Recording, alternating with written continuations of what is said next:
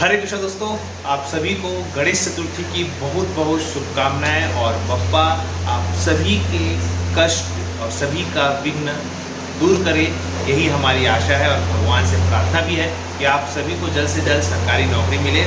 चलिए बात करते हैं सबसे पहले में बहुत ही महत्वपूर्ण सीएम ने युक्तिकरण पर बड़ा बयान दिया। इसके अलावा शिक्षकों की भर्ती नियुक्ति पर भी बहुत ही महत्वपूर्ण चीजें कही हैं। दरअसल आप सभी जानते हैं वीरेंद्र दुबे सर, आपकी स्क्रीन पे शो हो रहा होगा, बीएड पास शिक्षक अभ्यर्थियों को राहत देने की तैयारी। वीरेंद्र दुबे के नेतृत्व में बीएड योग्यधारी सहायक शिक्षकों की मुख्यमंत्री से मुलाकात।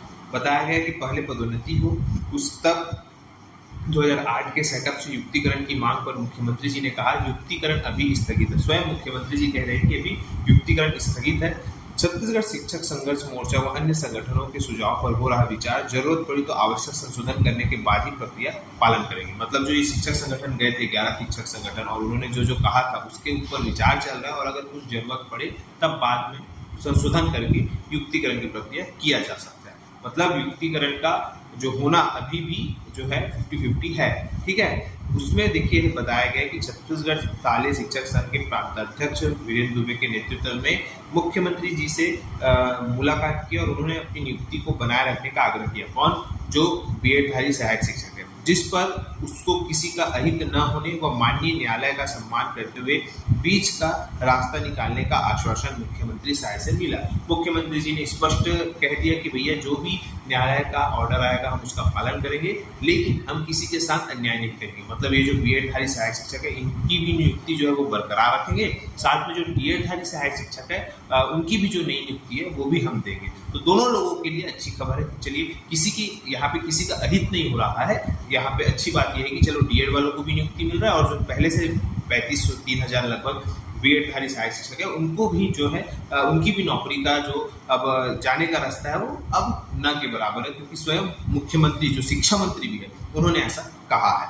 आगे देखिए, उन्होंने कहा है शायद सरकार की इस सहृदयता और संवेदनशीलता के लिए वीरेंद्र दुबे और समस्त बीएड योग्यधारी सहायक शिक्षकों ने आभार व्यक्त किया है और उल्लेखनीय कि छत्तीसगढ़ हाईकोर्ट ने प्राथमिक विद्यालय में डीएड लोगों को जो डीएड लोगों की नियुक्ति और बीएड लोगों को हटा दिया है। ठीक है, सहायक शिक्षक के लिए। इसके अलावा देखिए, उन्होंने जो 2008 का सेटअप है उस पर भी जो है कहा है कि भैया 2008 के सेटअप के अनुसार किया जाए। इस 2008 के सेटअप का जो है उससे छेड़छाड़ न किया जाए, इस प्रकार से उन्होंने मुख्यमंत्री के समक्ष जो है वो बातें भी रखी है। अब देखिए, स्वयं मुख्यमंत्री जी यहाँ पे स्वयं शिक्षा मंत्री भी है और दूसरा क्या है, यहाँ पे शिक्षा मंत्री के साथ साथ वो मुख्यमंत्री भी है, तो दोनों ही हैं और वो अच्छी भली भांति जानते हैं क्या है कैसा है। तो ये सभी के लिए अच्छी खबर है कि शिक्षकों की भर्ती के संबंध में उन्होंने यही कहा कि भैया किसी के साथ अहित नहीं होगा, बस दोनों को हम नियुक्ति दे देंगे ऐसा करके। अब देखिए, बात है इसी शिक्षकों के संबंध में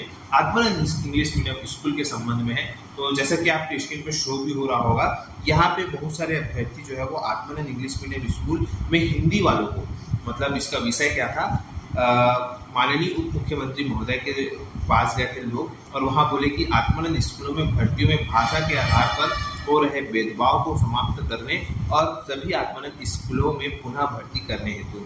यहाँ पे वही बताया कि भैया कि 20 से 25 वर्ष पहले इंग्लिश मीडियम तो होते नहीं थे, तो लोग उतना ज़्यादा नहीं किए। बहुत जो अच्छे घर के या बोल सकते हैं जो शहरों में रहते हैं उन्हीं लोग जो है वो अपने बच्चों को इंग्लिश मीडियम में पढ़ाया करते थे। तो ज़्यादातर जो है वो हिंदी मीडियम के लोग हैं। तो भाई आप लोग जो है इंग्लिश मीडियम के जो आत्मानंद इंग्लिश मीडियम स्कूल है उसमें जो है वो हिंदी मीडियम वालों को भी जो है वो मौका दे ज़्यादा से ज़्यादा इसमें भर्ती किया जाए। इस प्रकार का जो है उन्होंने सौंपा है मुख्यमंत्री को और उसके बाद अब देखने वाली बात है कि मुख्यमंत्री जी इस पर क्या निर्णय लेते हैं। ठीक है, तो यही दोनों अपडेट आप लोगों को देना था।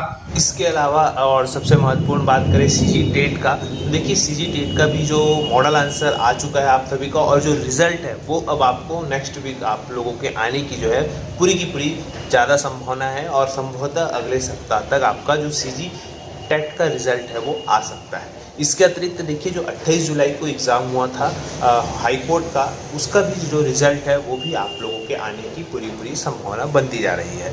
इसके अतिरिक्त देखिए, व्यापम अब जो 9 तारीख जो दिन रहेगा उस दिन में आपको जो सहायक मार्शल के 5 पद है उसके लिए आप लोगों को ऑनलाइन आवेदन करना है। और उसके बाद आप देखेंगे कि जो 15 सितंबर को हॉस्टल वार्डन, 22 तारीख को आपका फॉरेस्ट गार्ड, 29 तारीख को प्रयोगशाला तकनीशियन की परीक्षा है। इसके अतिरिक्त देखिएगा जो आप लोगों का इसके पहले प्रयोगशाला तकनीशियन और जो फॉरेंसिक डिपार्टमेंट का हो चुका है उसका भी अब आप लोगों को बहुत जल्द सारी चीज़ें देखने को मिलेगी। फिलहाल दावा आपत्ति मंगाया गया, दावा आपत्ति के बाद उसका भी रिजल्ट जो है आप लोगों को बहुत ही जल्द देखने को मिल सकता है। इस प्रकार से देखिएगा व्यापम जो है वो अब ताबड़तोड़ कार्य कर रहा है और भर्ती की कोई दिक्कत नहीं है। आने वाले समय में आपको बहुत सारी भर्तियों के जो आवेदन है वो आप लोगों को संभवतः व्यापम और पीएससी से देखने को मिल सकते हैं। फिलहाल वीडियो यही। आशा करता हूँ कि आप लोगों को चीज़ें समझ आई होंगी, वीडियो अच्छा लगा होगा। तो इसे ज़्यादा से ज़्यादा लोग शेयर करें, लाइक करें, सब्सक्राइब जरूर करें।